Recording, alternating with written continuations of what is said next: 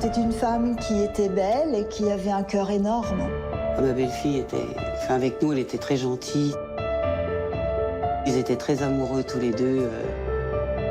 Ce 26 mars 2004, Laurent Barry vient de découvrir le cadavre de sa femme, Valérie Barry. Les gendarmes ne peuvent que constater qu'il y a eu une scène d'une extrême violence. La cause première du décès, c'est un traumatisme crânien. On ne s'attendait pas du tout à avoir une nouvelle comme ça. Vous tombez de 300 étages. Vous savez plus trop quoi faire, quoi penser, quoi dire. La première pensée, c'est qui a fait ça? Qui a pu tuer ma belle-fille? Chercher, elle a eu une aventure, un amant. Manifestement, Madame Barry voulait se séparer. Il y avait des rumeurs de séparation dans le couple. Quelques témoins disaient qu'effectivement, le couple se disputait régulièrement.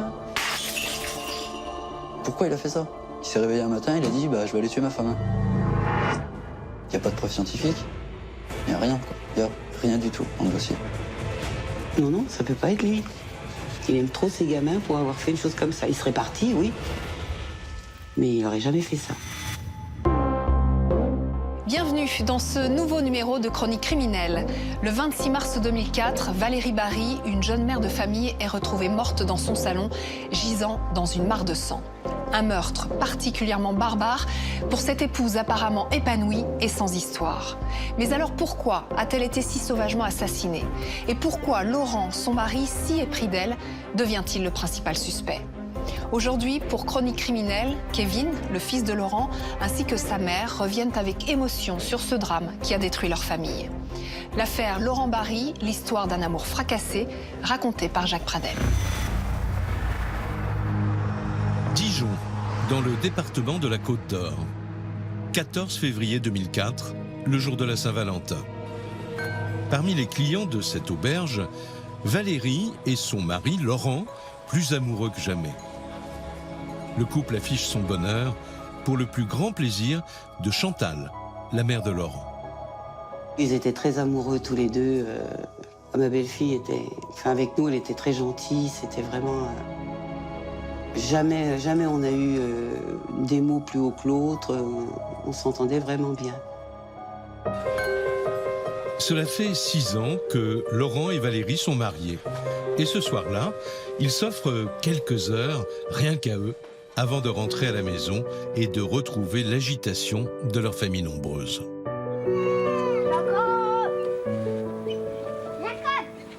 Regarde, Mylène, fais-lui voir les petites chèvres là-bas. Donne-leur un morceau de pain devant elle. Valérie et Laurent ont 4 enfants, une famille recomposée. Laurent, le père de famille, a 35 ans. Il élève des poulets et les vend dans la région. Valérie, sa femme, a 38 ans. Elle est aide-soignante dans un hôpital. Ils se sont installés dans la campagne bourguignonne, dans un hameau d'à peine 30 habitants. Ici, à Lanneau, ils ont trouvé la maison de leurs rêves, une petite ferme à rénover, où le père de famille a installé son exploitation. Pour Kevin, le fils de Laurent, c'était le temps du bonheur. Moi, je trouve que c'était quand même la belle vie. On avait vraiment de la chance. C'était un endroit, moi, je trouvais chaleureux. Il y avait des travaux à faire dans la maison. On avait plein de projets. On pouvait aussi bien aller faire du quad qu'aller courir dans les bois, aller vers les animaux, etc. Donc, il y avait énormément de choses à faire. On s'ennuyait pas une seconde là-bas. Pour moi, c'était vraiment des bons souvenirs, quoi, c'est clair.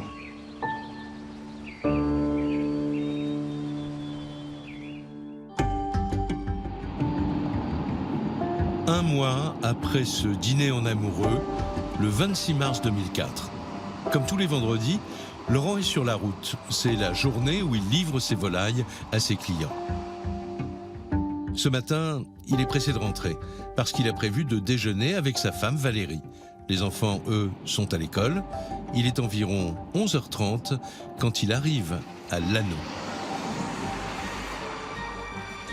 Quelques minutes plus tard, Laurent, couvert de sang, un téléphone à la main, compose le 18. Un pompier décroche aussitôt. L'appel est également enregistré. On entend Laurent Barry hurler dans le téléphone. Dépêchez-vous, ma femme est par terre, je ne sais pas ce qu'elle a.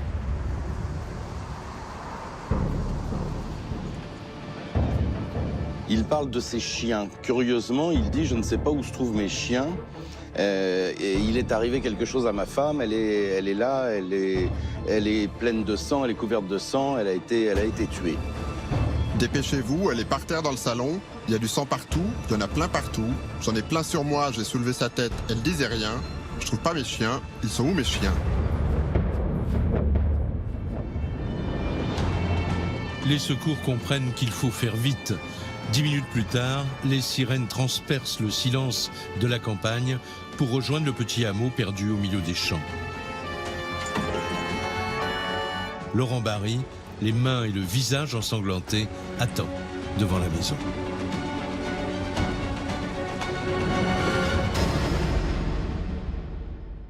Il pleure beaucoup, il parle, il crie, voilà. Il est très choqué. Ses propos, c'est ma femme est morte, j'ai plus de femme. Visiblement, Laurent Barry est en état de choc. Et à l'intérieur de la ferme, les gendarmes comprennent pourquoi. Ils découvrent à leur tour un spectacle d'horreur. Dans le salon, Valérie Barry gît dans une mare de sang. Il y a des projections de sang un petit peu partout sur les murs.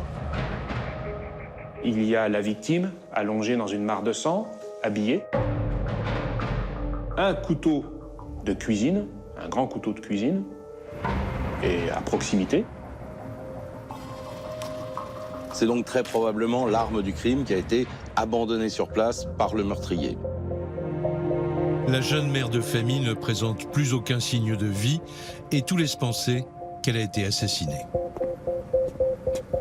Elle a quand même de très nombreuses plaies. Je crois qu'elle doit avoir quelque chose comme 12 plaies. Sa tête a heurté le sol à de nombreuses reprises. La cause première du décès, c'est un traumatisme crânien. Le médecin des pompiers fournit aux enquêteurs une estimation de l'heure de la mort de Valérie Barry. Le médecin, donc urgentiste, lorsqu'il arrive, va procéder aux premières constatations et a priori, pour lui, le décès est intervenu un peu plus d'1 heure avant, donc il situe ça vers 10h30. Voilà. La victime serait donc morte 1 heure avant l'arrivée de Laurent Barry. Pour les gendarmes, tout semble indiquer que Valérie a connu une fin extrêmement violente. Ils sont passés d'une pièce à l'autre, certainement en se battant. On découvre du sang à plusieurs endroits. On découvre des lésions de défense, notamment sur les mains. On peut en conclure donc qu'effectivement, le meurtrier s'est acharné sur la victime, qu'elle a cherché à se défendre et qu'il a fini par avoir gain de cause. Elle ne devait pas s'attendre à être agressée par cette personne. D'où le fait que les enquêteurs se soient posé la question de savoir si c'était une connaissance. La mère de famille a été agressée dans la cuisine et les constatations laissent penser qu'elle s'est défendue avant de succomber sous les coups de son meurtrier dans le salon. Elle est habillée et ne porte aucune trace de violence sexuelle. Dans la fermette, les gendarmes remarquent que des affaires sont renversées. Pour eux, il ne fait aucun doute que quelqu'un a fouillé à la hâte dans les affaires du couple. Il n'y a pas un désordre total dans l'appartement. En revanche, effectivement, des petites choses ont bougé. Le sac à main de Valérie Barry renversé. Ils vont constater qu'il y a une commode dont les tiroirs sont retournés, que la boîte à bijoux est retournée, que le tiroir caisse est retourné, enfin voilà. Comme si en fait, comme s'il y avait eu un cambriolage sur les lieux. En poursuivant leur constatation, les gendarmes remarquent que les chiens de garde de la famille sont enfermés dans une remise. Il y a 2 chiens, il y a un Rottweiler et un Border Collie. Tous les témoins disent que ces chiens sont à l'extérieur en permanence. Or là, les chiens sont enfermés dans un local attenant à la maison. En leur absence, n'importe qui a donc pu pénétrer dans la propriété. Laurent Barry, lui, est toujours prostré à l'extérieur. Pour lui, rentrer à nouveau dans la maison semble au-dessus de ses forces. Va être prise la décision de le l'hospitaliser parce que vraiment, il ne va pas bien du tout à ce moment-là. Il est vraiment dans un grand état de choc. C'est dans l'unité de soutien psychologique de l'hôpital de Dijon que les gendarmes vont faire hospitaliser le mari de la victime.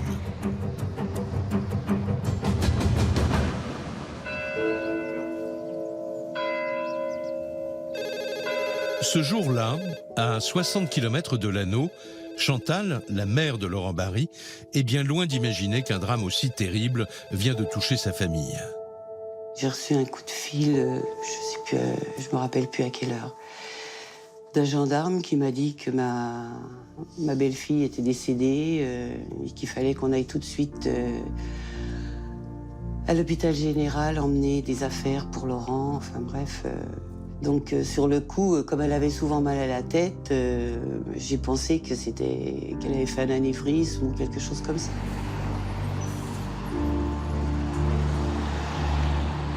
Donc on est parti à l'hôpital et on a su ce qui s'était passé que 5 heures après. Un gendarme qui nous a dit qu'elle avait été poignardée. Alors là, on est tombé des nues parce que franchement, on ne s'attendait pas du tout à avoir une nouvelle comme ça. C'est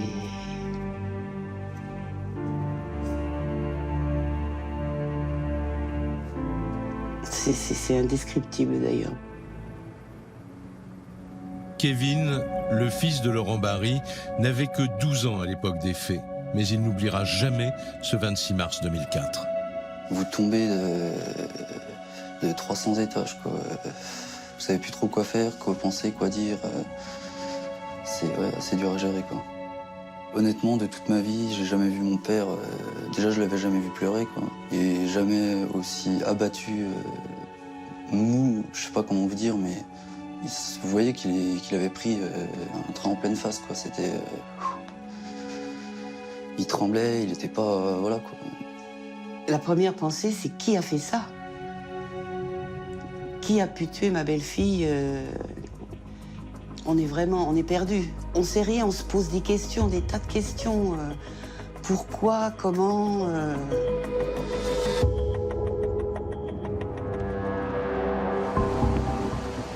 Dans l'unité psychologique de l'hôpital de Dijon, 6 heures après la découverte du corps de sa femme, Laurent Barry retrouve ses esprits. En fin d'après-midi, les gendarmes l'interrogent et le mari de Valérie leur raconte dans le détail la journée du drame.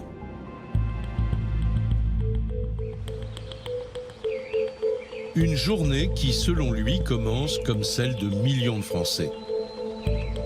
Le couple se lève vers 7h30, le temps de s'occuper de leur fille de 5 ans avant qu'elle n'aille à l'école.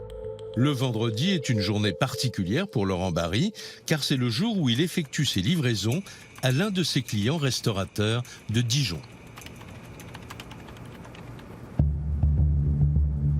Tous les vendredis, Laurent Barry va livrer les poulets dans ce restaurant. C'est un de ses clients habituels.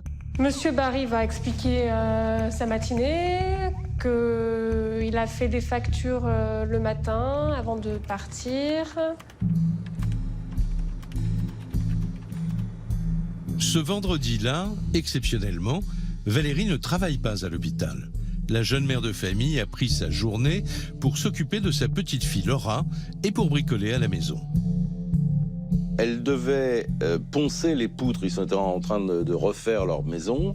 Elle avait donc un travail de ponçage de poutres dans le salon.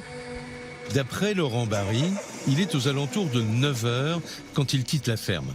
Ce 26 mars 2004, l'éleveur de poulets choisit de faire la route avec sa voiture, car sa fourgonnette ne démarre pas. Dijon est à 56 km de Lanneau. Il va mettre 1 heure pour arriver à Dijon et livrer donc le restaurateur qu'il avait l'habitude de livrer. Alors il arrive entre 10h et 10h15, c'est ce qui est indiqué par le restaurateur à ce moment-là. Et puis ensuite, il va donc passer quelques instants là. Il reste 10 minutes, un quart d'heure à discuter et à livrer sa volaille.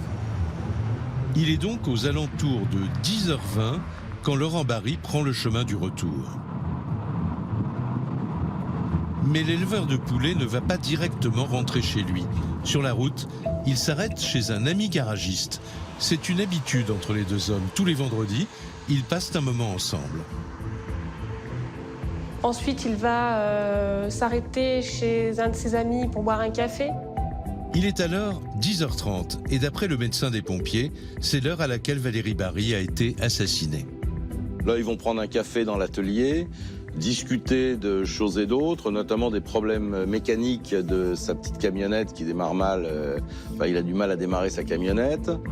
Mais ce matin-là, Laurent Barry ne tarde pas trop car il sait que Valérie l'attend à la maison.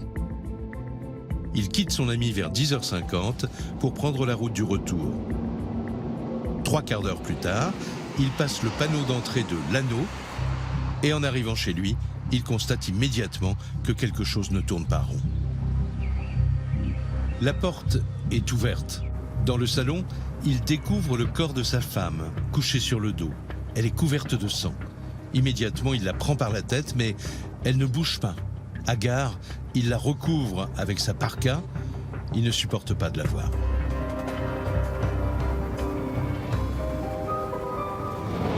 La suite, les gendarmes la connaissent. 5 minutes après la découverte du corps, soit à 11h35, Laurent Barry les appelle complètement affolés.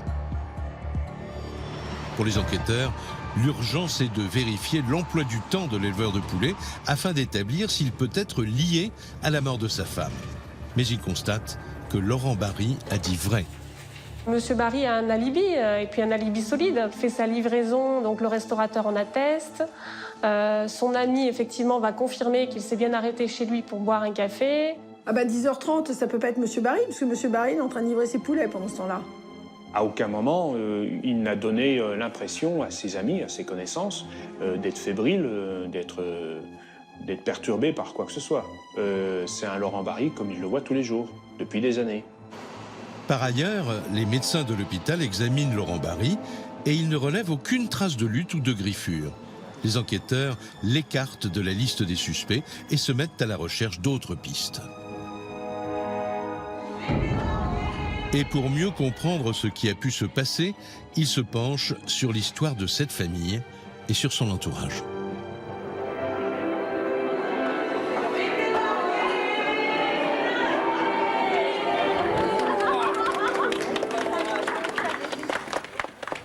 En 1998, Laurent et Valérie se disent oui. Des êtres s'aiment et veulent engager ensemble leur avenir dans la tendresse et... Les jeunes mariés étaient fous amoureux l'un de l'autre. Il est alors brancardier à la clinique de Chenôve. Valérie, elle, y est aide-soignante. Le baiser de l'amour maintenant. Pour eux, ce mariage était le couronnement d'un véritable coup de foudre. Je pense qu'il était très amoureux d'elle. Il dit bien, ma femme, c'était tout. Enfin, à un moment donné, je crois, il dit, ma femme, ça a été l'explosion de tout. Pour essayer d'approcher sa future épouse, avant d'oser lui dire qu'il est amoureux d'elle, il va lui déposer des fleurs sur son pare-brise. Et donc elle va découvrir que c'était lui. Cet homme aussi amoureux, ça va la toucher. Valérie est divorcée et mère d'un petit garçon. Laurent, lui, vient de se séparer de sa compagne avec laquelle il a eu 2 enfants, Kevin et Mylène. 9 mois après leur mariage, une petite fille va naître de leur union, Laura. Laura, Pépé. Laura, coucou. Hey. Comment il fait le canard? Ok. À l'anneau, les voisins n'entendront plus les rires des enfants de la famille Barry. En cette journée de mars 2004, l'obscurité vient de s'abattre à jamais sur la petite ferme.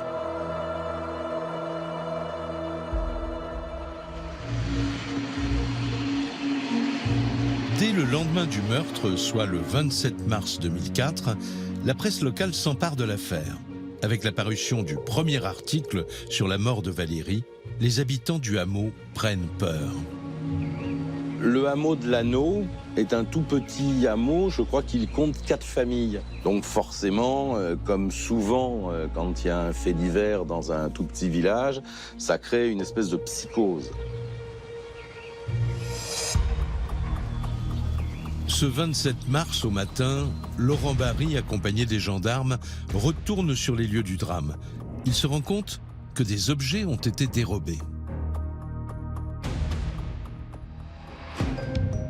Il ne retrouve plus une montre de marque Festina, alors qu'il estime, il pense, qu'elle a peut-être été volée, ainsi que des, je crois, survêtements.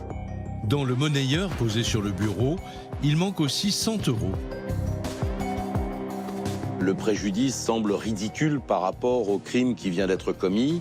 On a du mal à imaginer que quelqu'un puisse tuer pour une montre Festina et pour quelques pièces d'argent. Quant à l'arme du crime retrouvée près du corps de sa femme, Laurent Barry n'en fait aucun mystère. Face aux gendarmes, il avoue tout de suite que ce couteau de boucher est bien le sien. C'est un couteau très professionnel. Ce couteau appartient à Laurent Barry, il ne dira jamais le contraire. C'est un couteau qu'il utilise pour tuer ses volailles, ou les dépecer, enfin bon, dans le cadre de son métier. Et on ne va pas découvrir d'empreintes digitales sur ce couteau et un tout petit peu d'ADN, mais en quantité insuffisante pour pouvoir en extraire un profil génétique. Ce qui veut très probablement vouloir dire que ce couteau a été essuyé après son utilisation. L'aviculteur explique qu'il a posé ce couteau sur l'appui de la fenêtre de la cuisine en attendant de pouvoir l'aiguiser. N'importe qui aurait donc pu s'en saisir. Ce qui laisse à penser que le rôdeur ou le cambrioleur se serait emparé du couteau en progressant vers la porte d'entrée. Il serait rentré avec ce couteau à la main et s'en serait servi donc pour tuer Valérie Barry.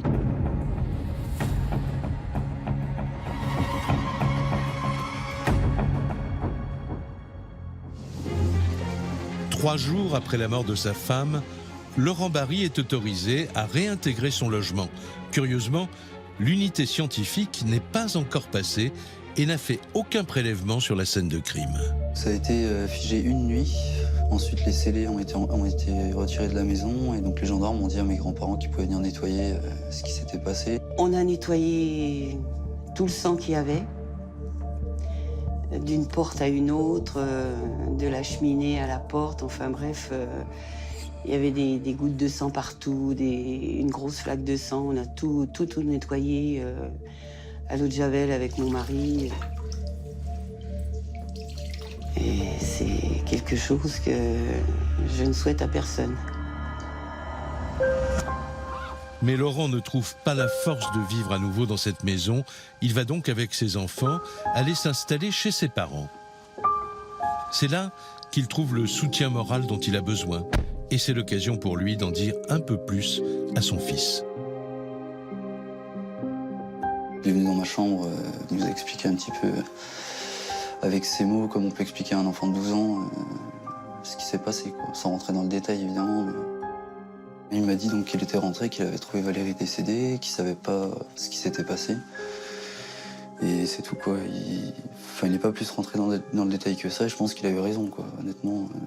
Mais bon, après, nous, avec ce qu'on a vu dans les journaux, on savait... moi, je lui en ai pas parlé parce que je savais pas trop comment aborder le sujet, forcément. Donc, ouais, il était quand même abattu et il a vraiment mal, quoi.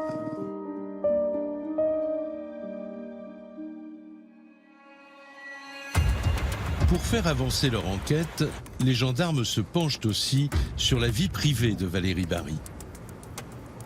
Elle a eu une aventure, un amant, des relations tumultueuses avec un voisinage, enfin des choses comme ça. Tous les témoignages qu'il recueille s'accordent pour dresser le portrait d'une mère de famille qui n'avait aucun ennemi. C'était une femme qui était belle et qui avait un cœur énorme. Madame Barry avait, semble-t-il, de très bonnes relations dans son milieu professionnel et même en dehors. Alors Valérie Barry est décrite comme une personne très discrète, très réservée. Personne ne lui connaît d'ennemis particuliers. C'était une femme qui était quand même pleine de vie, avec un caractère assez fort quand même. Non, moi honnêtement, je ne connaissais pas d'ennemis, quoi. Pas d'amant, pas d'ennemi. Pourtant, juste avant son décès, Valérie semblait différente. Elle était inquiète. 3 semaines avant les faits, Valérie était bizarre, on l'avait trouvée étrange. On avait été faire une promenade dans les bois, pas très loin de chez nous. Donc Valérie nous avait emmenés, mais on ne pouvait pas s'éloigner, etc. Alors qu'avant, on pouvait aller n'importe où, même si on voulait aller à 5 km de la maison dans les bois, il n'y avait pas de souci. Elle ne nous lâchait pas, quoi. Comme si, en fait, elle se sentait traquée, comme si elle avait peur de quelque chose.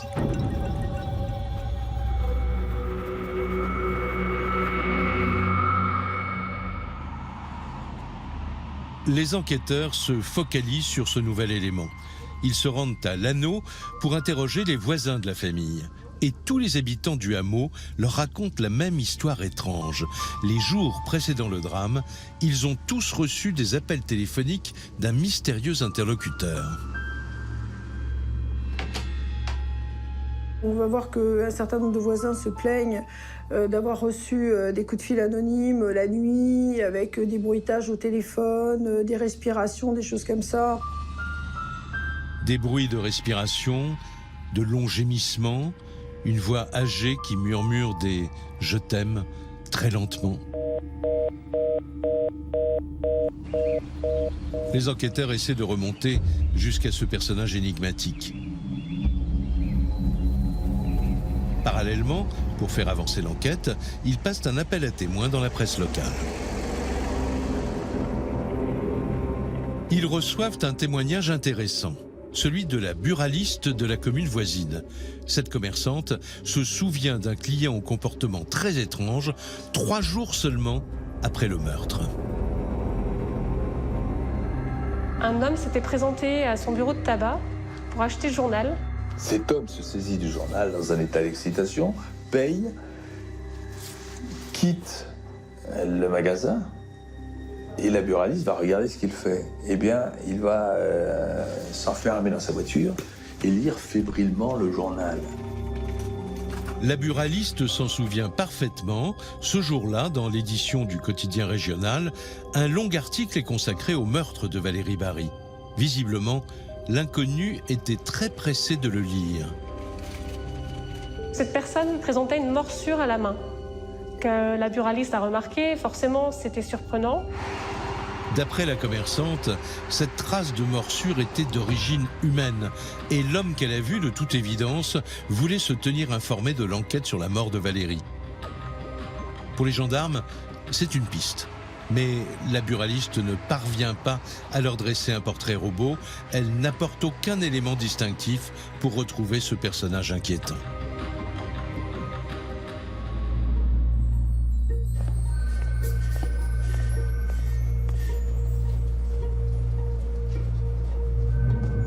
Les jours passent, puis des semaines et des mois, sans qu'aucun élément nouveau puisse mener les gendarmes jusqu'au meurtrier de Valérie. L'enquête est au point mort. Mais un coup de théâtre va la relancer.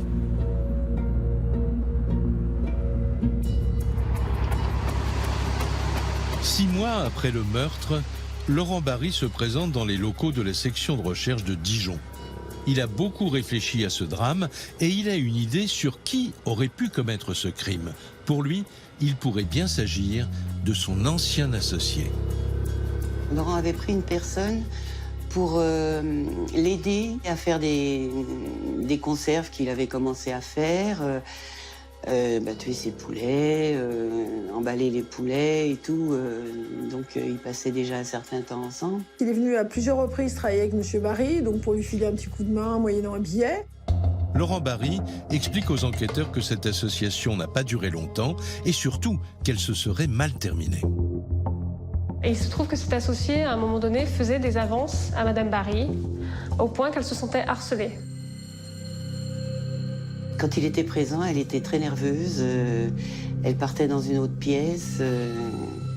Et un jour, Laurent l'invitait à manger quand ils avaient fini. Et elle lui avait demandé pourquoi. Justement, il avait invité à manger, qu'il n'avait rien à faire là. Elle avait peur de lui. C'est enfin une piste sérieuse pour les gendarmes. Non seulement l'ancien associé aurait eu un comportement déplacé à l'encontre de Valérie, mais surtout, son profil pourrait coller avec celui de l'assassin. Cet homme était un habitué de la maison. Il connaissait les chiens. Il pouvait venir quand il le souhaitait. Voilà, il est très à l'aise puisqu'il est venu à de nombreuses reprises. Donc c'est le seul qui finalement était en capacité de gérer les chiens en dehors de Madame Barry. Les enquêteurs retrouvent l'homme en question. Il habite à quelques kilomètres du hameau où s'est joué le drame. Et en l'interrogeant, ils vont aller de surprise en surprise. Dans les locaux de la gendarmerie, l'interrogatoire commence. Les enquêteurs passent à la loupe l'emploi du temps de l'ancien associé de Laurent Barry en ce qui concerne la journée tragique du 26 mars 2004. On va lui demander s'il a un alibi. Il va dire, j'étais avec ma compagne, ma concubine, et puis je me suis levé à telle heure, puis je me suis rendu chez mon père, mais je n'ai pas de témoin, personne ne m'a vu, vous pouvez demander à ma copine. Quand on va demander à sa copine, elle n'aura pas les mêmes heures, elle n'aura pas les mêmes horaires, elle n'aura pas les mêmes éléments, et elle ne confirmera pas en tout point l'alibi de son compagnon. Personne ne peut établir où il se trouvait à ce moment-là. Mais lors de son audition, l'ancien associé va retourner la situation à son avantage. Scandalisé par les accusations de Laurent Barry, il va faire des révélations qui vont bouleverser l'enquête. Car d'après lui, Valérie Barry voulait divorcer. Il va essayer de charger M. Barry en disant que effectivement, les relations dans le couple étaient tendues, qu'il y avait une grosse mésentente, que M. Barry était quelqu'un qui avait un tempérament à pouvoir avoir commis ce meurtre. Face aux gendarmes, l'ancien associé dépeint un portrait de Laurent Barry pour le moins inquiétant. Selon lui, l'éleveur de poulets était obsédé par les armes blanches et par son passé d'ancien militaire. Mais il dit, vous savez, Laurent Barry, c'était quand même quelqu'un de bizarre. C'était un ancien militaire, hein, et un jour, il s'est vanté auprès de moi d'avoir eu à égorger des ennemis. Et il avait mimé le geste en disant, on arrive par derrière, on les prend et crac, on les égorge comme ça. Et ce n'est pas tout. D'après cet homme, l'arme du crime, le couteau de boucher, n'était habituellement pas posé sur l'appui de fenêtre. Il a dit que le couteau qui a servi à commettre l'acte, normalement, il n'est pas dans la maison. Donc s'il est là, c'est très bizarre. Enfin voilà, il fait vraiment tout pour charger Laurent Barry. Les gendarmes vérifient les déclarations de cet ancien associé et ils découvrent que Laurent Barry a bien servi pendant 3 ans dans le corps des parachutistes. Blessé, il a quitté l'armée en 1990. Mais impossible de savoir s'il a eu à exécuter des ennemis. Laurent Barry n'a servi que très peu de temps à l'étranger. C'était à Djibouti. Voilà qui donne un éclairage un petit peu différent de Laurent Barry. Il n'a peut-être pas été très bien inspiré de dénoncer son associé, lui. Hein. Le témoignage de l'ancien associé réoriente les gendarmes vers la piste d'un drame conjugal. Ils découvrent que juste avant le drame, le couple que forment Valérie et Laurent serait au bord du désastre financier. Laurent Barry n'a pas eu de chance. À peine 1 an après le lancement de son exploitation, la canicule de 2003 fait des ravages. Avec la chaleur, tous ses poulets sont décimés. Il y a eu la sécheresse de 2003 qui a contribué, je pense, à le déstabiliser par rapport à ses projets. Les conditions climatiques de vie ont fait que, cela tournait plutôt à l'échec. C'est un coup dur pour Laurent Barry. Son entreprise est au bord de la faillite. Il ne reste plus que le petit salaire d'aide-soignante de Valérie pour subvenir aux besoins du foyer. Et donc, à la veille du meurtre, la semaine qui précède, on dit qu'il a les plus grandes difficultés financières. Son affaire n'est pas très viable, ça ne marche pas. Il n'y a pas que les difficultés économiques qui détruisent le couple. Laurent et Valérie se disputent souvent au sujet de leurs enfants respectifs. Le fils de Valérie Barry était venu vivre avec sa mère au domicile de monsieur. Ça se passait pas très bien entre monsieur Barry et son beau-fils. Alors c'est vrai qu'aux difficultés économiques s'ajoute le fait que c'est une famille recomposée, et qui dit famille recomposée dit rarement simplicité. Valérie m'avait téléphoné en me disant oui, je vais prendre un appartement, on va se séparer. Et je lui ai répondu, j'ai dit Valérie, mets ton fils chez son père. 3 mois avant le meurtre, le couple se déchire. En décembre, Laurent Barry quitte le domicile conjugal pendant une semaine. Il n'hésite pas à dormir dans son camion alors qu'à l'extérieur, la température est glaciale. Son épouse voulait s'engager sur une procédure de divorce et je pense qu'il était en souffrance par rapport à ça. Et puis les disputes étaient sans doute un peu plus fréquentes. Elle est épuisée, Valérie Barry. Le couple est récent et c'est déjà l'empreinte des choses brisées, leur histoire. Il y a plus rien qui tourne, il n'y a plus rien qui fonctionne, il n'y a plus rien qui... C'est des ruines. La famille de Laurent Barry n'est pas du tout du même avis. Pour eux, les difficultés du couple appartenaient au passé, car Laurent et Valérie s'étaient réconciliés quelques mois avant le meurtre. C'est vrai qu'au début, ça n'a pas été tout rose, parce que les enfants, c'est pas toujours évident. Avoir une belle-mère, il faut s'y faire. Et puis, à partir du mois de janvier, tout était redevenu normal. Oui, ils se sont engueulés, ils ont parlé de séparation. Comme dans tous les couples, ils étaient mariés depuis 7 ans, 7-8 ans, donc forcément, on se pose des questions, etc. Enfin, je veux dire, ils avaient quand même des projets, quoi. Ils ont parlé de séparation, je pense, c'était... Enfin voilà, comme quand on se dispute, ouais, ben je m'en vais, et puis débrouille-toi, quoi. Parce que pour la Saint-Valentin, ils ont fait quelque chose, ils ont été au restaurant, à l'hôtel, etc. Donc un couple qui va se séparer, je doute vraiment qu'ils fassent ça. C'est tout, c'est... Pour moi, je sais qu'ils voulaient pas se séparer, quoi, c'est clair. 1 mois avant le meurtre, le jour de la Saint-Valentin, Laurent et Valérie donnent l'image d'un couple qui s'est retrouvé. Mais pour les gendarmes, ce dîner en amoureux n'est pas une preuve suffisante. Pour eux, Laurent Barry devient le suspect numéro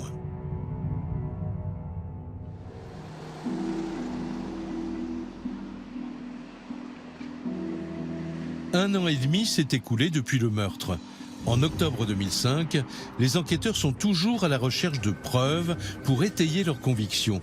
Afin de prouver la culpabilité de Laurent Barry, ils reprennent tout à zéro. Et les gendarmes découvrent que quelque chose leur a échappé depuis le début. Ma femme est morte, où sont mes chiens? Les gendarmes vont réécouter les enregistrements, l'appel au secours, et remarquer, et faire une déduction de gendarme, que Laurent Barry a dit « Mais où sont mes chiens? Où sont mes chiens ?» Et ils entendent en arrière-plan des aboiements lointains. Il est 11h35 le 26 mars, donc on est vraiment à quelques minutes de la découverte du corps, et déjà il y a un truc qui cloche. D'après les gendarmes, les aboiements de l'enregistrement prouveraient que les chiens de Laurent Barry étaient à ce moment-là à côté de lui et qu'il les aurait enfermés lui-même pour faire croire qu'un cambrioleur pouvait entrer. Et un autre élément conforte les enquêteurs dans leurs doutes à l'encontre du mari. Ils réexaminent la toute première déclaration que Laurent Barry leur avait faite sur son emploi du temps. En relisant le PV d'audition, il remarque que l'aviculteur a indiqué avoir fait ses factures le matin du crime avant de prendre la route. Mais en examinant l'historique de son ordinateur, les enquêteurs remarquent qu'il n'a pas été allumé ce matin-là. Monsieur Barry a déclaré avoir fait ses factures le matin, avant de partir. Et il s'avère que les gendarmes vont découvrir que, en fait, ces factures, il les a faites la veille. Donc, encore une fois, on va partir du principe que monsieur Barry ment et que s'il ment, c'est qu'il a des choses à cacher. Pour les gendarmes, il n'y a pas que les fausses déclarations de Laurent Barry qui l'incriminent. Il y a aussi un rapport d'expert sur des chaussons retrouvés dans sa voiture 11 jours après le meurtre. Et il est accablant pour l'éleveur de poulets. On va donc trouver un petit peu de sang, qui serait le sang de Madame Barry, sous la semelle.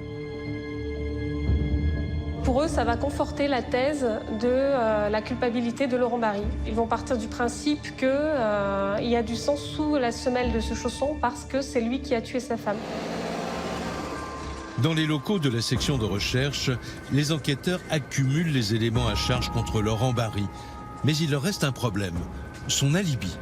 Le médecin des pompiers présent sur les lieux le jour du crime stipulait que Valérie était morte à 10h30, heure à laquelle son mari était à Dijon. Mais l'autopsie du corps de Valérie va bousculer cette certitude. Le médecin légiste donne un créneau horaire plus large et moins précis que le médecin des pompiers. Selon lui, le décès aurait pu intervenir entre 9h45 et 11h30. Valérie peut donc avoir été tuée plus tôt. Et pour les enquêteurs, cela change tout. Le rapport du médecin légiste va effectivement donner un tournant à l'enquête, dans la mesure où on va ensuite dire que, matériellement parlant, M. Barry pouvait être sur les lieux du crime au moment du meurtre. Le souci, c'est l'heure éventuelle de départ de Laurent Barry. L'éleveur serait-il parti de chez lui entre 9h20 et 9h40 et non 9h, comme il l'avait indiqué aux enquêteurs lors de sa première déposition? Les gendarmes de la section de recherche de Dijon vont refaire le trajet afin de le chronométrer. Et ils vont mettre beaucoup moins de temps que ce qu'avait indiqué Laurent Barry. Le temps de trajet présenté par les gendarmes indiquait 20 minutes de moins que le temps indiqué par M. Barry. Les gendarmes, ils vont considérer que de l'anneau jusqu'au restaurant où va se rendre M. Barry, il faut 39 minutes. 39 minutes au lieu d'1 heure, comme l'indiquait Laurent Barry. Cela ne laisse plus aucun doute aux enquêteurs. Il aurait pu avoir le temps de tuer sa femme avant de prendre la route. Pour les gendarmes, le scénario du meurtre se met en place. Le vendredi 26 mars 2004, dans la matinée, lors d'une dispute qui aurait dégénéré, Laurent Barry aurait tué sa femme. Puis, il aurait pris soin d'essuyer l'arme du crime avant d'aller se nettoyer. Il aurait ensuite mis ses vêtements tachés de sang dans un sac et emporté avec lui ses chaussons. Sur la route, il se serait débarrassé de ses affaires, mais dans la précipitation, il aurait oublié ses pantoufles. Une erreur dans un parcours presque sans faute. C'est en tout cas la conviction des enquêteurs. Les gendarmes de la section de recherche de Dijon ont toutes les pièces du puzzle. Pour eux, il n'y a plus qu'un seul visage sur celui du meurtrier présumé de Valérie, celui de son mari.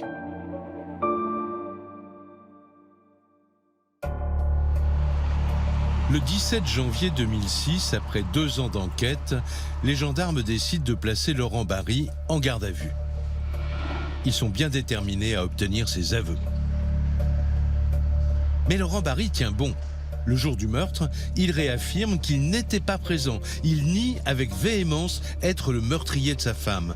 Mais les gendarmes ne le croient pas. En garde à vue, il prend l'attitude du silence, en fait. Il nie les faits, il sent que l'étau se resserre, il se dit que c'est les dernières complications avant que soit les choses basculent, soit il soit définitivement innocenté. Parallèlement à la garde à vue, les enquêteurs organisent une ultime perquisition chez les parents du suspect.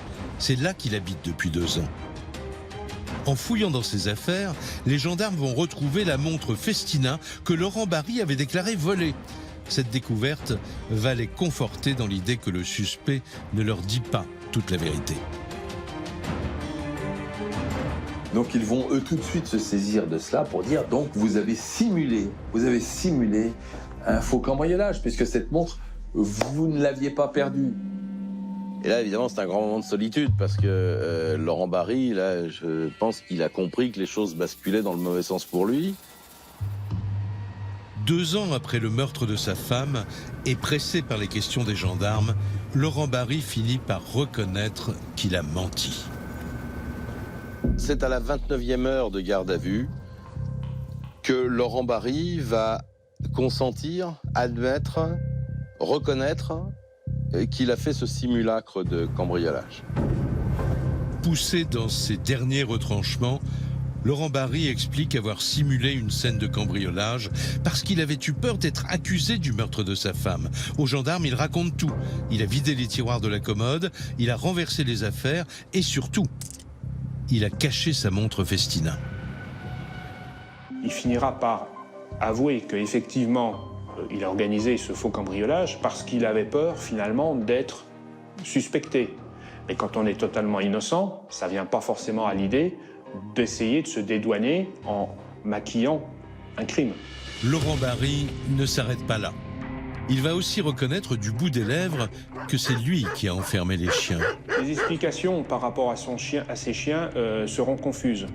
Et quelque part, il voudra expliquer l'inexplicable, ce qui n'aura fait que rajouter au doute qui pèse. Après, il ne savait plus très bien si c'était sa femme qui les avait enfermés parce qu'il la gênait, si c'était elle qui lui avait demandé parce que souvent elle n'aimait pas être dérangée par les chiens qui aboyaient dans la cour, elle ne voulait pas les avoir dans la maison.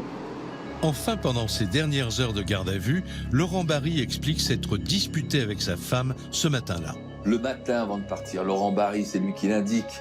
Il n'y a pas de témoin, donc il n'était pas obligé de le dire. Mais il dit oui, on a une petite dispute le matin, mais ça avait un trait au ponçage des poutres. Pour les gendarmes, le motif de la dispute ne serait pas celui avancé par le mari.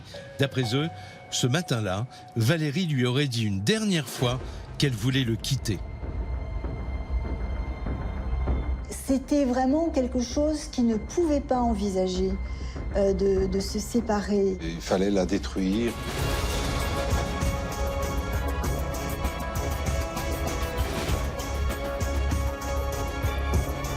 On peut donc imaginer, rétrospectivement, que Laurent Barry a tué sa femme, qu'il a maquillé ce crime, qu'il a enfermé les chiens. Et ensuite, il monte à Dijon, comme si de rien n'était, et c'est seulement à son retour qu'il donne l'alerte.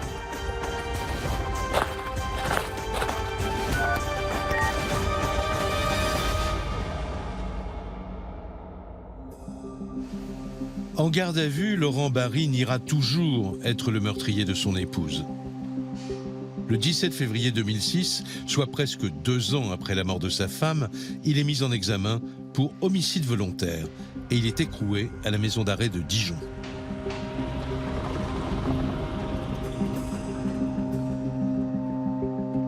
Pour sa famille, cette incarcération est un véritable traumatisme. Pourquoi il a fait ça? Il s'est réveillé un matin, il a dit je vais aller tuer ma femme. Il n'y a pas de preuve scientifique, il n'y a rien, quoi. Il n'y a rien du tout dans le dossier. Non, ça peut pas être lui. Il aime trop ses gamins pour avoir fait une chose comme ça. Il serait parti, oui, mais il n'aurait jamais fait ça. Des preuves de son innocence, il n'y a que ça, quoi. Par contre, de sa culpabilité, j'aimerais bien qu'on en trouve une. Tout l'enjeu du procès d'assises à venir est de savoir si Laurent Barry est un coupable idéal ou un meurtrier manipulateur. Le procès de Laurent Barry s'ouvre 3 ans plus tard, en octobre 2009. Entre-temps, ses avocats ont obtenu sa libération conditionnelle. C'est donc libre qu'il comparait.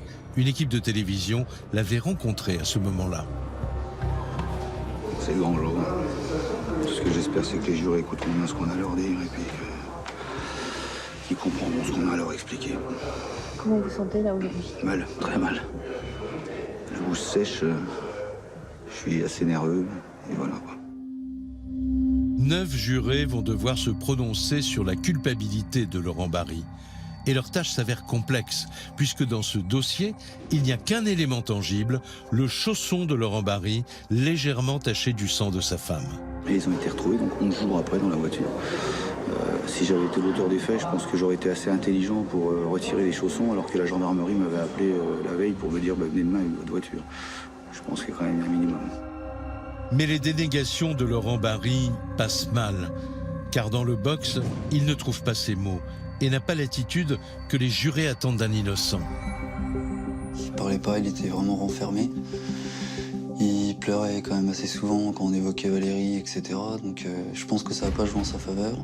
De rester vraiment, il était vraiment renfermé, un visage fermé, il avait l'air froid, etc. Je pense qu'à ce moment-là, M. Barry, il passe pas forcément très bien. Appelé à la barre, le médecin légiste donne le coup de grâce à l'accusé, car il revient sur ses conclusions concernant l'heure de la mort de Valérie. Ils ont dit que ça pouvait aller jusqu'à 9h, voire 8h30 et jusqu'à 11h30. Quoi. Donc en gros, il n'y a même plus d'heure précise du décès. Il y a une fourchette qui, moi, me paraît vraiment trop large. Quoi. C'est simplement improbable, impossible et scandaleux. C'est-à-dire qu'on voulait absolument avoir la peau, on voulait absolument faire condamner la personne accusée, Laurent Barry. Pour la défense, le chronométrage réalisé par les gendarmes n'est pas réaliste. Bon, bah, c'est impossible. Je vous défie de le faire, honnêtement. Et puis n'importe qui. Ou alors vous le faites avec une voiture de gendarmerie avec les gyrophares et à 160 tout le long, quoi. Alors, où était le mari à l'heure du crime? C'est à cette question que le jury va devoir répondre.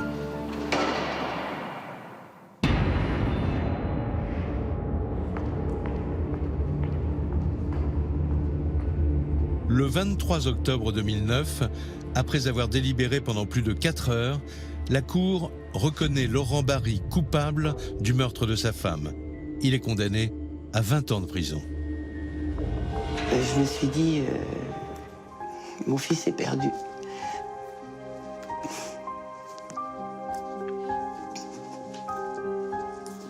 Vous dites 20 ans, quoi. Je les avais même pas à l'époque, quand j'avais 18 ans. Je me dis, c'est bon, que je le reverrai plus. Moi, je m'en suis voulu parce que j'arrivais pas à parler à ce procès. Parce que j'ai pas réussi à dire ce que je voulais dire.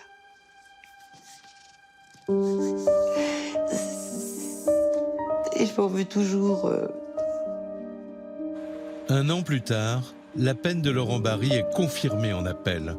Aujourd'hui, derrière les barreaux, il clame toujours son innocence pour le meurtre de sa femme. Direction les Caraïbes, sur l'île paradisiaque d'Aruba. C'est là que Nathalie Holloway disparaît un soir de mai 2005 pendant un voyage scolaire. La dernière fois que la lycéenne est aperçue, c'est à la sortie d'une boîte de nuit, en compagnie d'un certain Joran van der Sloot.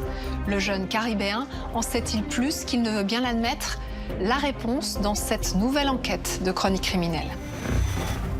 Elle est adorable. C'est une jeune fille ouverte et sociable avec tout le monde.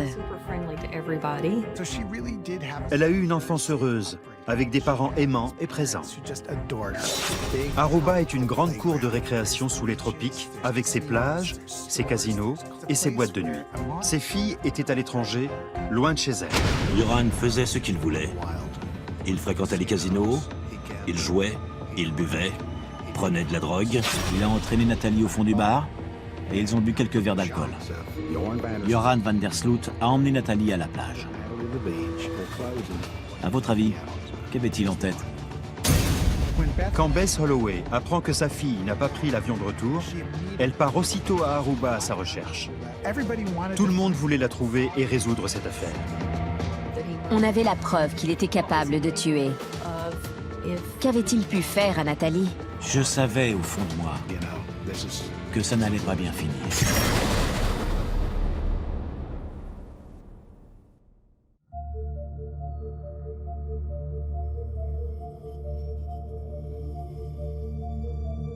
Mountain Brook, en Alabama. Voici Nathalie Holloway, 18 ans. La jeune fille grandit dans une famille aisée et réussit tout ce qu'elle entreprend. Jolie et surtout brillante à l'école, elle vient d'obtenir son diplôme de fin d'études. Nathalie était une élève studieuse.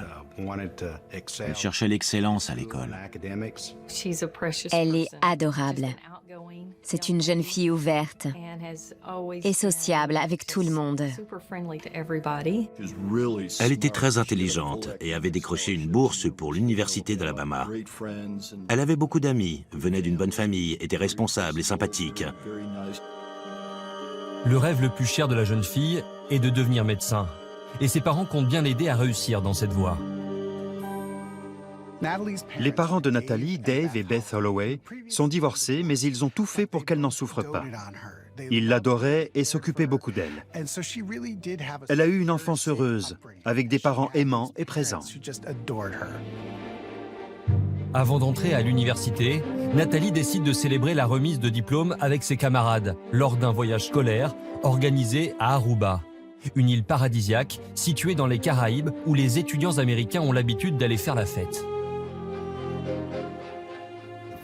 J'ai d'abord refusé tout net. Ça coûtait 988 $ ou quelque chose comme ça. J'allais pas payer autant pour un voyage à Aruba. C'était trop. Et puis j'ai fini par céder. Je voulais te donner ça. Papa, c'est... Je veux que tu saches que je suis fier de toi. Merci. Tu sais que j'étais pas chaud pour que tu partes à Aruba parce que je suis un peu vieux jeu. Pour ma remise de diplôme, on est juste allé au resto. Je serai prudente, promis. Je l'ai embrassé, félicité et je suis rentré. Je te laisse avec tes amis. D'accord. Et c'est la dernière fois que je l'ai vue. Bess, la mère de Nathalie, la met aussi en garde. Aruba est une île néerlandaise connue pour être un endroit où tous les excès sont permis. À Aruba, on a le droit de boire à 18 ans. Promets-moi de faire attention dans les bars. Papa m'a déjà prévenu. Tant mieux. Quand? À la remise des diplômes. Écoute, Nathalie. J'ai entendu parler d'un produit que des hommes mettent dans les boissons des filles. Je serai avec mes amis. On fera attention les unes aux autres. On sera 130. T'inquiète pas, maman. Bess est une femme formidable, douce, aimable, sociable, très intelligente, très fine et très tenace. Le matin du départ, le 26 mai 2005, vers 4 heures, Bess Holloway dépose sa fille Nathalie chez une amie. Elles iront ensemble à l'aéroport. Ce n'est pas la première fois que le lycée organise un voyage de fin d'année à Aruba, alors Bess essaie de se raisonner et de ne penser qu'à la joie de sa fille. Salut. C'est la dernière fois qu'elle verra Nathalie.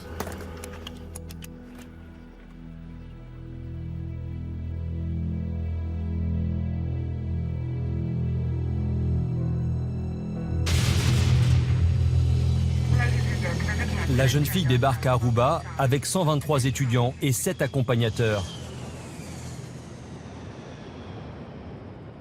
Ils vont résider à l'hôtel. Pendant ce séjour, il n'y aura ni couvre-feu, ni surveillance accrue de la part des animateurs. Aruba est une grande cour de récréation sous les tropiques, avec ses plages, ses casinos, ses boutiques et ses boîtes de nuit. Les Américains s'y sentent bien. Tout le monde parle anglais et les commerces acceptent les dollars. C'est une île de cartes postales, où l'on est bien, à l'abri du crime et des soucis. Mais chaque médaille a un revers. Et ce ne sont pas les problèmes qui manquent sur l'île. Nathalie passe les 3 premiers jours sur l'île à bronzer, danser et surtout à boire de l'alcool, ce qui n'est pas dans ses habitudes. Cette photo a été prise à Aruba le 29 mai 2005, le dernier jour du voyage. Le même soir, Nathalie et ses amis font un crochet par le casino de leur hôtel. Ça va? Pas trop, je perds. Ils font la connaissance de Joran van der Sloot, 17 ans.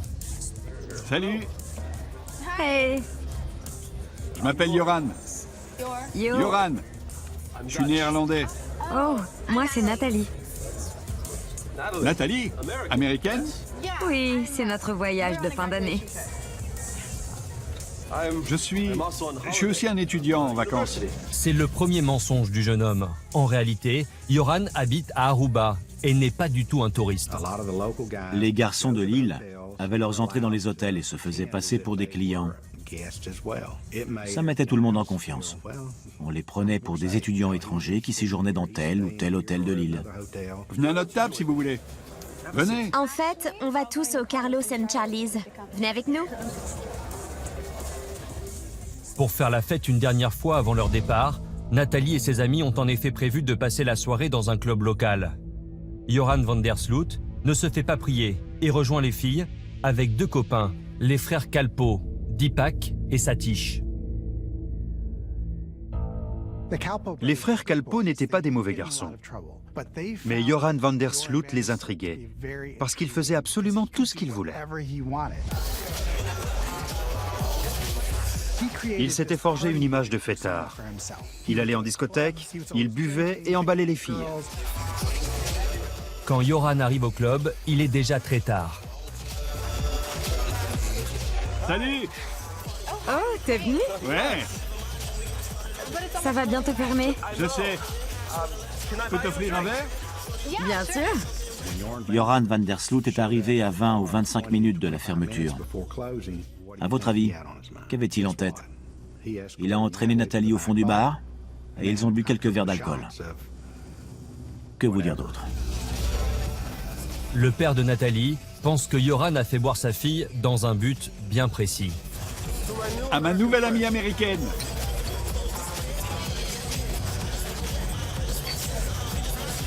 Ah, c'est infect. Non, non, bois.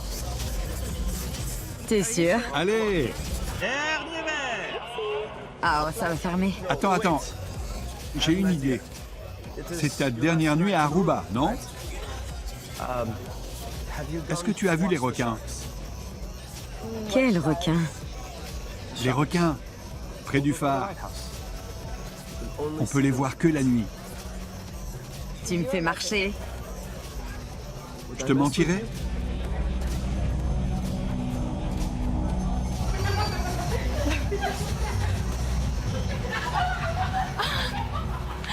C'est un taxi? Devant la boîte de nuit, les amis de Nathalie l'aperçoivent en train de monter dans une voiture avec Joran. Où sont-ils allés? Elles n'en savent rien. Vive Aruba! Où tu vas? Allô? Oui, c'est Bess Holloway. Le lendemain, la maman de Nathalie reçoit un appel inquiétant de l'organisateur du voyage. Quoi? Attendez, comment ça, elle n'est pas montée dans l'avion? Dave Holloway apprend également la disparition de sa fille. Je savais au fond de moi que ça n'allait pas bien finir.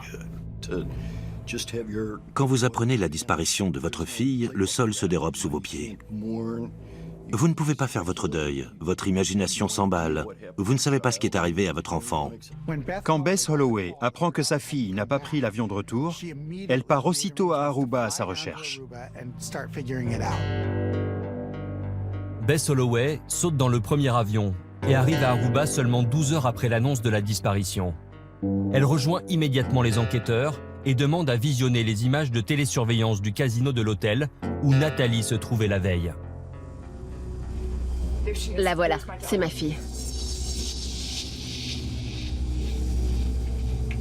Qui est-ce? Il s'appelle Joran van der Sloot. C'est un de nos habitués. Je veux lui parler. Je suis allé à Aruba et j'ai questionné les gens des casinos sur Joran van der Sloot. Tout le monde le connaissait. Joran faisait ce qu'il voulait. Il fréquentait les casinos, il jouait, il buvait, prenait de la drogue, etc. Joran van der Sloot habite chez ses parents, dans une dépendance au fond du jardin, ce qui lui laisse beaucoup de liberté. Et le jeune homme a mauvaise réputation. Il est connu pour aborder les filles le dernier soir de leur séjour, afin de les droguer et abuser d'elles sans jamais être inquiété. Il n'y avait jamais eu d'accusation officielle de viol. Joran choisissait ses victimes de façon à ne pas être ennuyé par la suite. Ses filles étaient à l'étranger, loin de chez elles. Plusieurs familles m'ont contacté pour me dire qu'il était arrivé exactement la même chose à leur fille, à Aruba, mais qu'elles ne pouvaient pas le prouver. Bien qu'il soit à 3 heures du matin, Bess Holloway convainc la police de l'emmener voir Joran sur le champ. Je voudrais parler à votre fils. C'est la dernière personne qui a été vue avec ma fille. Je ne vois pas le rapport avec moi ou mon fils. Qu'est-ce qui se passe, papa?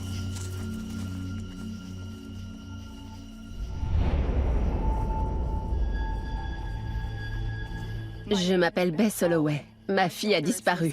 Et vous êtes la dernière personne que l'on a vue avec elle dans cette voiture. C'est la fille avec qui j'ai pris des verres au bar. Où est-elle? Je ne sais pas. On l'a déposée à son hôtel.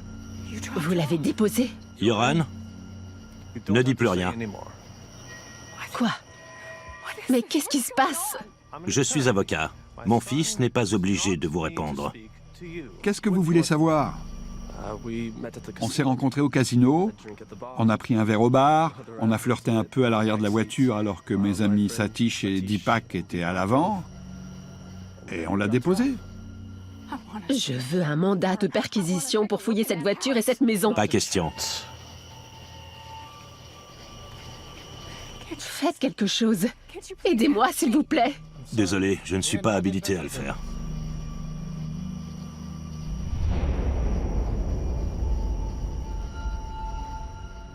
On a perdu un temps précieux à les considérer comme innocents. Du moins, ils l'étaient aux yeux de la police. Pourtant, Yoran et ses deux amis ont un comportement très suspect. Dès le départ de la mère de Nathalie, ils s'empressent de laver leur voiture, jusque dans les moindres recoins. Pourquoi nettoyer la voiture en plein milieu de la nuit? Devant la police et Bess Holloway, Yoran a déclaré avoir déposé Nathalie à son hôtel.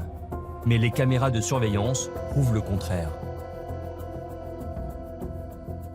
Elle n'est pas rentrée à l'hôtel, ni par la porte principale, ni par aucune autre.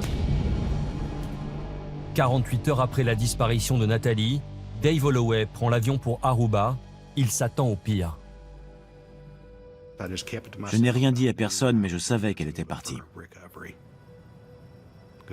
Si on dépasse les 24 à 48 heures après une disparition, c'est qu'il n'y a presque plus d'espoir possible. Vous ne faites rien. Rien. Nous faisons notre possible. Votre possible? Vous n'avez rien fait. Vous avez fouillé chez lui? Vous avez regardé dans sa voiture? Non! Bess est à bout de nerfs. Mais pour la police, il n'y a pas de quoi s'inquiéter. Ils ont l'habitude et Nathalie ne devrait pas tarder à réapparaître. C'était vraiment frustrant, parce qu'ils nous disaient tous les jours qu'ils allaient retrouver Nathalie. Dave Holloway décide d'organiser lui-même des recherches, aidé par des proches qui le rejoignent à Aruba. En Alabama, quand les médias locaux apprennent la disparition de Nathalie, il dépêche des journalistes sur place. Je suis allé à Aruba quelques jours après sa disparition. Toutes les radios d'information, les magazines, les journaux ont couvert l'histoire. Même le New York Times. Bess passait des heures et des heures par jour en interview. Ils savent qui, ils savent où, ils savent quand, ils savent comment. Et ils savent pourquoi. Je ne comprends pas ce qu'ils attendent. Je ne comprends pas. Toutes les mères d'Amérique pouvaient s'identifier à Bess Holloway et s'imaginer dans un pays étranger, à la recherche de leur enfant. Le 9 juin 2005, sous la pression du public, la police arrête Yoran et les frères Kalpoe pour les interroger sur la disparition de la jeune fille. Nous les avons déposés tous les deux, Yoran et Nathalie, à l'hôtel. Yoran van der Sloot et les frères Kalpoe sont interrogés. Mais il y a des incohérences dans leurs déclarations. Yoran van der Sloot et les frères Kalpoe ont dû trouver autre chose à dire, parce que les caméras de surveillance montraient bien qu'ils ne les avaient pas déposés à l'hôtel. Yoran m'a appelé vers 3 heures du matin et m'a dit que Nathalie s'était endormie sur la plage. Il l'a laissée là. Comme Yoran ne pouvait plus dire qu'il l'avait déposée à l'hôtel, il a dû inventer une autre histoire. Il a commencé à dire qu'il l'avait laissée sur la plage. Et à partir de là, sa version des faits n'a pas arrêté de changer. À ce moment-là, on était presque sûr que l'un des garçons finirait par se retourner contre les autres en passant aux aveux. Ça se passe toujours comme ça. On voulait des réponses. Qu'ils répondent et qu'on puisse rapatrier Nathalie. Tout le monde pensait qu'il finirait par craquer, qu'il dirait la vérité. La famille pourrait faire son deuil et saurait ce qui s'était passé. Mais il n'a rien voulu dire. Face au mutisme des trois amis, Dave Holloway se rend devant la prison où Yoran se trouve. Il espère croiser Paulus van der Sloot, le père du garçon, et le convaincre de l'aider. J'avais l'intention d'attendre qu'il sorte pour avoir une conversation avec lui. Monsieur Van der Sloot? Oui? Qu'est-ce qui se passe? Je suis le père de Nathalie. Je veux vous parler. Je lui ai serré la main si fort que son bras en tremblait, et le mien aussi. Écoutez, monsieur Holloway, je vous comprends, mais vous devez me comprendre aussi. Je dois tout faire pour protéger mon fils, et je le ferai. J'ai su alors qu'il était mêlé à la disparition de Nathalie.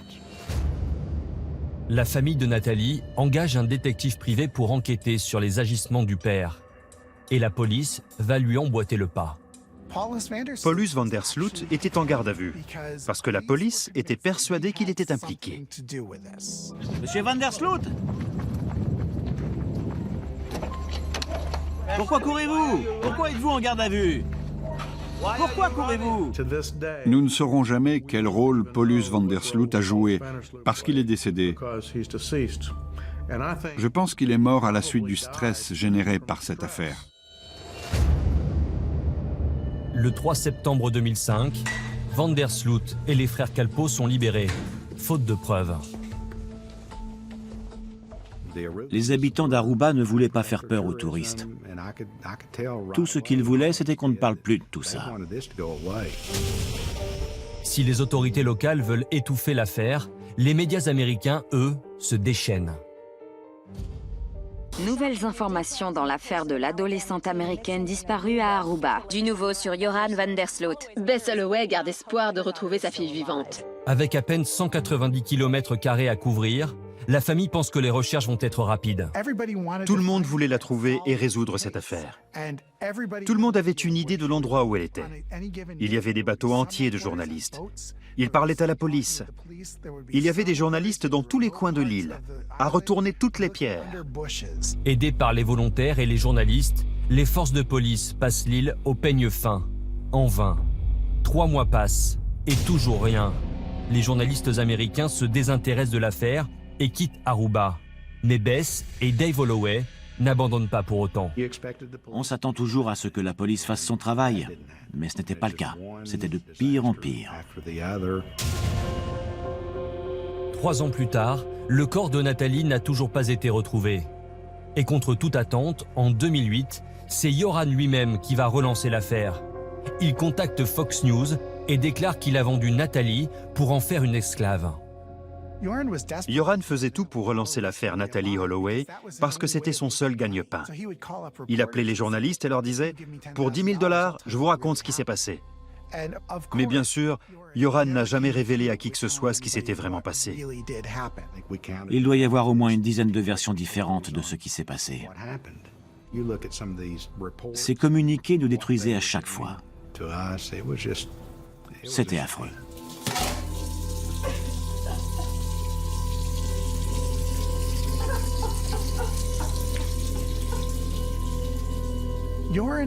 Joran exploitait le malheur des autres. Tant qu'il en tirait un profit, tant qu'il obtenait ce qu'il voulait, il se fichait de leur faire du mal. Car après la mort de son père, décédé subitement d'une crise cardiaque, Joran se retrouve sans argent, ayant dilapidé tout son héritage au casino. Le jeu, l'argent, il ne vivait que pour ça. C'est tout ce qu'il aimait faire. À 22 ans, Joran est ruiné et sans ressources. Il tente alors le tout pour le tout et envoie un mail à John Kelly, l'avocat de la famille Holloway. Sous un nom d'emprunt et contre 250 000 $, il propose de lui révéler où se trouve le corps de Nathalie. Nous avons échangé des mails pendant une semaine ou deux. Je lui ai répondu que nous étions intéressés, bien sûr, tout en sachant que c'était un coup monté. C'est donc John Kelly, l'avocat de la famille, qui répond à cet odieux chantage. Il se rend à Aruba pour remettre à Joran 10 000 $ en liquide, espérant le piéger à son tour. Je crois qu'il avait désespérément besoin d'argent. Il ne voyait que ça et se fichait éperdument du reste. Le FBI est informé et décide de filmer l'extorsion de fonds pour pouvoir arrêter et extrader Joran vers les États-Unis. Joran est entré dans la pièce et s'est installé sur le canapé, comme prévu. 10 000 cash. Vous voulez compter ?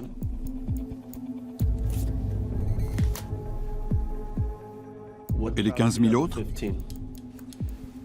On vous les transférera.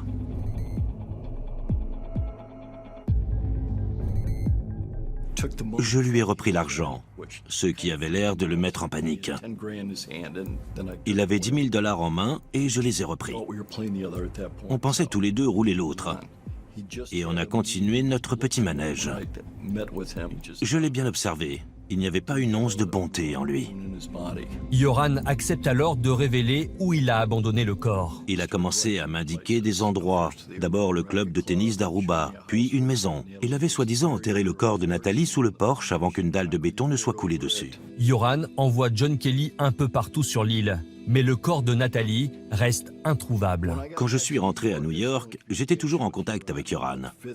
5 jours après, il m'a écrit « Monsieur Kelly, je suis désolé, je ne vous ai pas dit la vérité.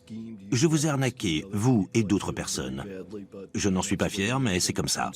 Je suis désolé, mais tout ce que je vous ai dit est faux. Je garde l'argent, tant pis pour vous. » Encore une fois, le jeune homme a menti, tout en essayant d'en tirer profit.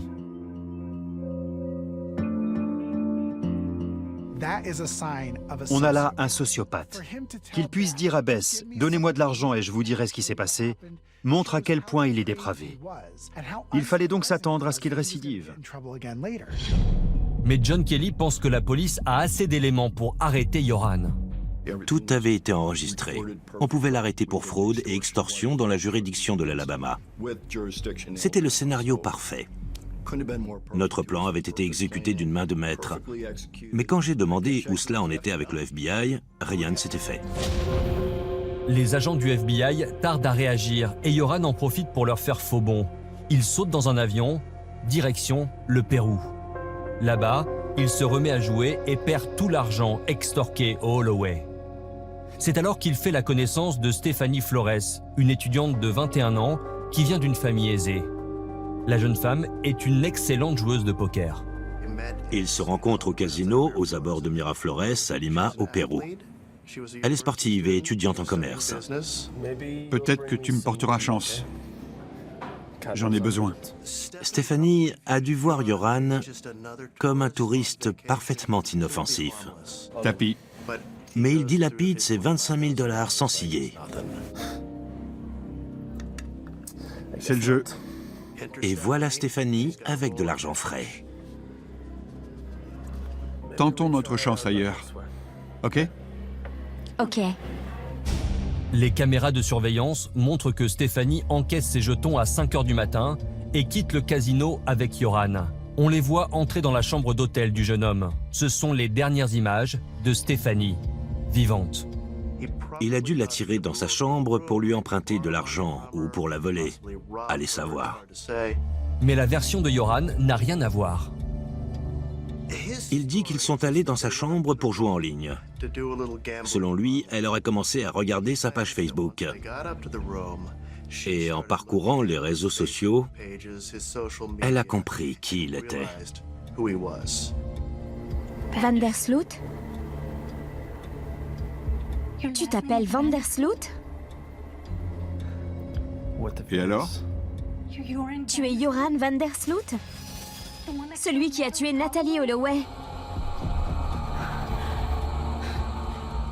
Où tu vas? Je reste pas ici. Tu n'iras nulle part.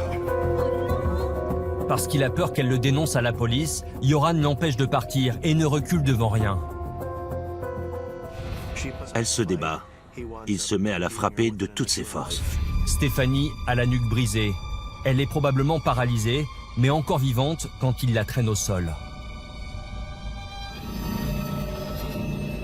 Il prend une douche alors qu'elle est écroulée au sol, paralysée et respirant à peine.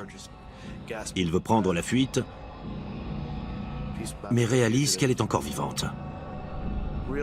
Il prend la chemise qu'on le voit porter sur les images de vidéosurveillance et il l'étouffe avec. Quand elle meurt enfin, il prend la chemise avec laquelle il vient de l'étouffer et qui est couverte de sang et l'habille avec. Pour parfaire son crime, Yoran donne au corps de Stéphanie une pose suggestive. Elle est morte, elle ne pourra pas parler. Alors il s'en va.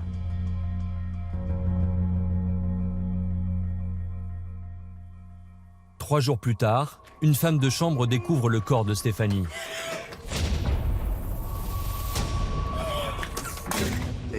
Ils disent à la famille qu'ils sont presque sûrs que c'est Stéphanie.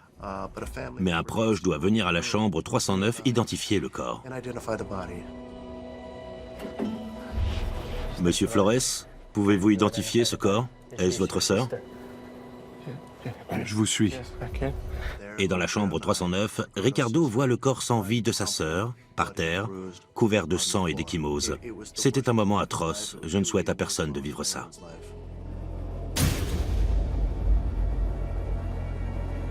De son côté, Joran a pris la fuite. Il tente de rejoindre le Chili par tous les moyens, car il se doute que la police est à ses trousses. Il a fait entre 4 et 5 000 km en 3 ou 4 jours avant d'être arrêté. Quand on y pense, c'est la moitié des États-Unis. En cavale, il change d'apparence. Il se rase et se teint les cheveux. Il change de vêtements et ne garde avec lui que l'essentiel, à quelques exceptions près, comme son ordinateur portable. La police péruvienne réussit à l'intercepter près de la frontière avec le Chili. Il est aussitôt conduit en détention à Lima. Joran van der Sloot a été arrêté pour le meurtre d'une femme au Pérou. Joran avoue tout de suite le meurtre de Stéphanie, ce qu'il n'a jamais fait pour celui de Natalie Holloway. Je veux tout avouer. Je regrette profondément ce que j'ai fait. Je ne sais pas ce qui m'a pris. Je m'en veux. Ça changeait tout. On avait la preuve qu'il était capable de tuer. Qu'avait-il pu faire à Nathalie? À force d'étudier le profil du tueur, Dave Holloway, le père de Nathalie, pense savoir ce qui est arrivé à sa fille. D'après lui, et même s'il s'agit de pure spéculation, cette fatale soirée du 30 mai 2005 se serait déroulée ainsi. Tu veux que je te dise? Quoi? J'adore les blondes. Je vais vomir. Arrête-toi, arrête-toi.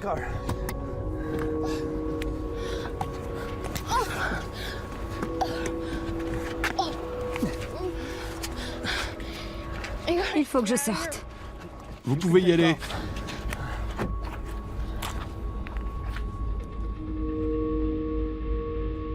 Joran van der Sloot a emmené Nathalie à la plage. Où sommes-nous?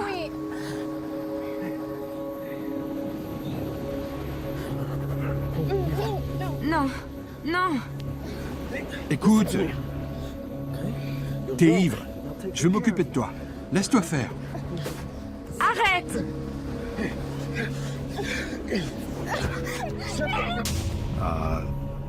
Il l'abat et...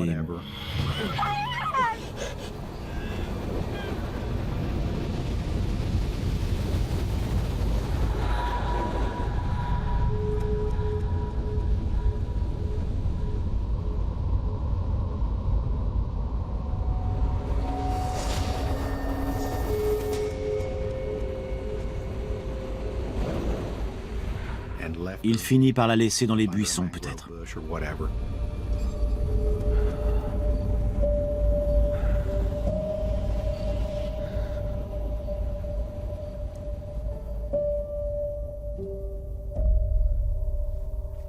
Son père l'apprend.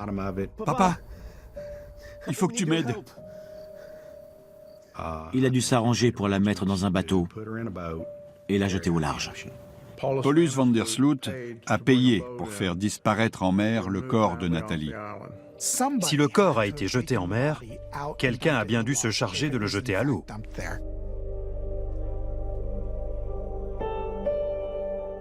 Quelqu'un s'est débarrassé du corps de Nathalie dans l'océan.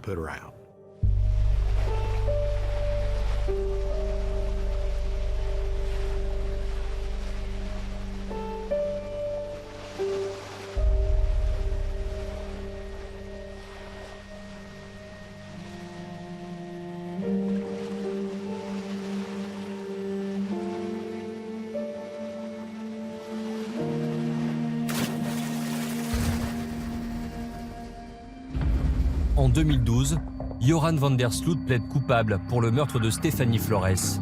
Il est condamné à 28 ans de réclusion dans une prison péruvienne. Mais du fond de sa cellule, il continue de clamer son innocence en ce qui concerne l'affaire Natalie Holloway. Est-ce que justice a été entièrement faite? Peut-être. Peut-être pas. La famille Holloway n'a toujours pas retrouvé sa fille. Il est en prison, et dans l'une des pires qui existent au monde. Je me dis qu'il y a une justice divine. Pour un enfant de milieu aisé, ayant grandi dans les îles, les conditions de détention sont insupportables. Va-t-il survivre seulement 10 ans? Allez savoir, il est plein de ressources, il va tenir. J'espère qu'il souffre, et qu'il continuera de souffrir. Il le mérite. Il purge une peine de 28 ans de prison, mais pourrait être libéré pour bonne conduite dans 14 ans.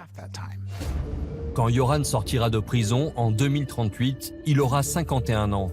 Il sera alors extradé vers les États-Unis, où il devra faire face à des accusations d'extorsion. Aujourd'hui, plus de 10 ans après la disparition de Nathalie, sa famille continue de recevoir des centaines d'informations de personnes disant savoir ce qui est arrivé à Aruba ce soir-là.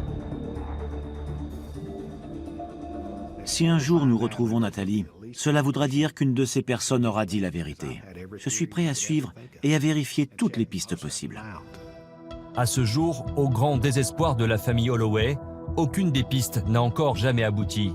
Et Joran van der Sloot, le suspect numéro 1, n'a jamais donné de version crédible. Il n'y a pas de corps. Je ne crois pas qu'ils connaîtront un jour les circonstances de sa mort. On ne peut pas se fier à ce qu'il dit. Il a trop souvent changé de version des faits.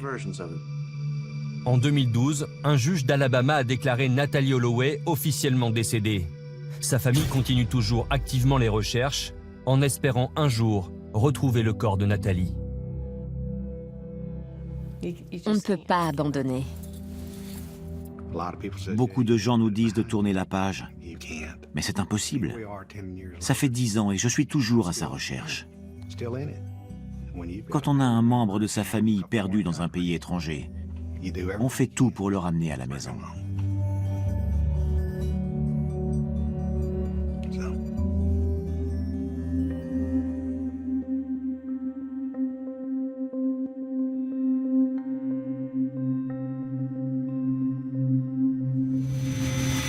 Chronique criminelle, c'est terminé pour aujourd'hui, mais je vous retrouve très vite pour de nouvelles enquêtes inédites.